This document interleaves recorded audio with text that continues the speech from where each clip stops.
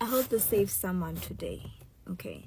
So in the other video, I spoke about how you'd have to become a certain person in order to manifest a certain desire that you have or something that you wish for.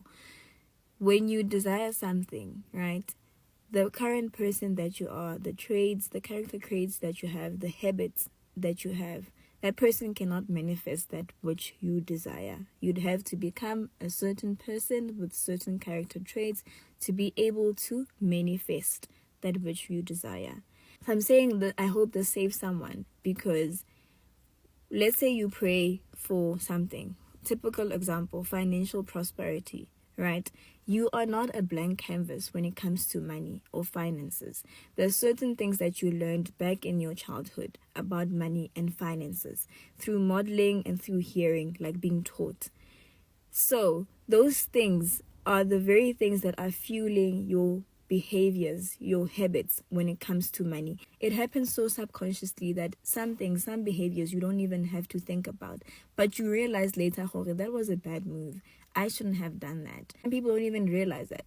But what I'm trying to say is there's certain things that you know and learned about money that are now fueling your behaviors and your habits about money.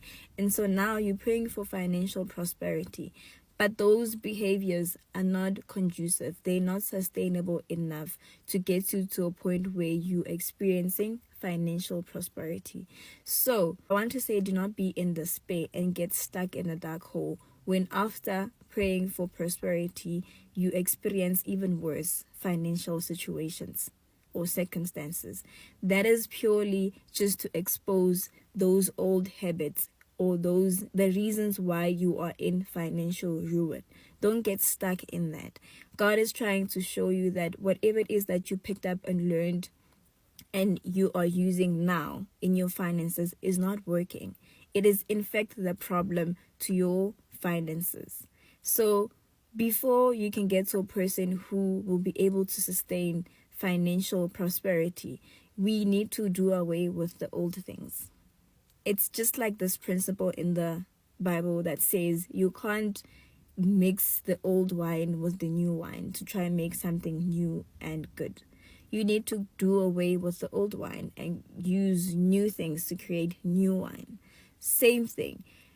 A typical or an easy example would be people who win lotto. They lose the money just as quick. Or people who get rough, they lose the money just as quick.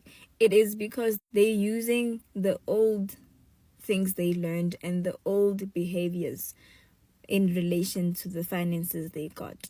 So you can get given money, but just as long as you don't inhibit the character that will ensure prosperity in the finances, you will lose the money and you'll keep praying for money or financial prosperity. So sometimes you find yourself getting or your things getting worse with regards to finances. Do not get stuck on that. Just accept and admit and see that, okay, this is the problem. This is the reason for my financial ruin.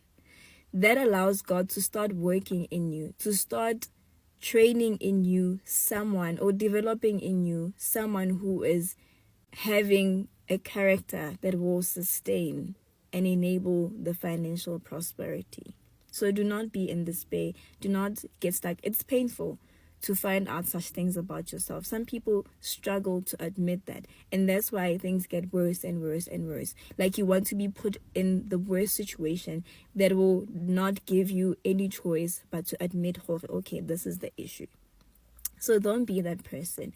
And when you've prayed for financial prosperity, that will be God showing you, okay, this is the problem. We have to do away with these old behaviors and this old knowledge, or this knowledge that doesn't work in this case, this false knowledge about money, so that we can introduce the new or the right or the truth. I'm not saying it's not going to be painful or uncomfortable. It will be. Nobody wants to see or hear that they are the problem or their behavior is the problem. I hope that makes sense.